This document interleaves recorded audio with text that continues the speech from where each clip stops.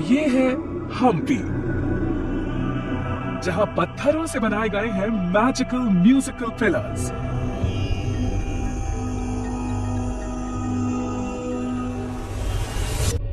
तुंगभद्रा नदी के तट पर बसा, कई हजार एकड़ में फैला, मंदिरों और स्मारकों से भरा एक विशाल परिसर।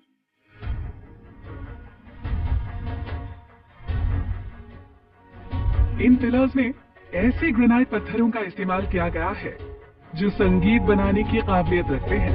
हम्पी का विठल मंदिर आर्किटेक्चर का अद्भुत नमूना है, जिसे पूरी तरह से लोकल पोर्फिरिटिक ग्रेनाइट से बनाया गया है।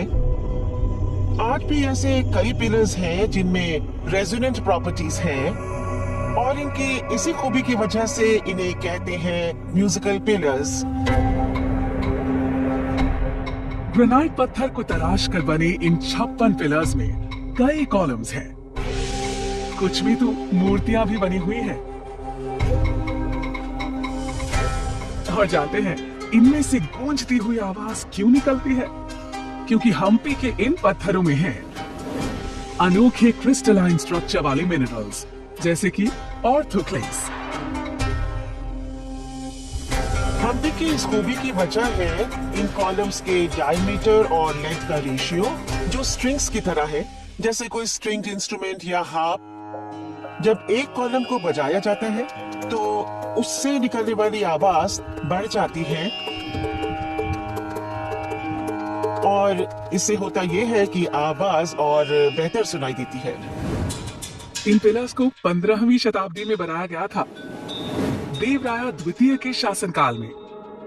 कहते हैं यहाँ के देवता विठल को भेंट अर्पण करते हुए इन्हीं पिलर्स के संगीत पर डांस परफॉर्म किया जाता था।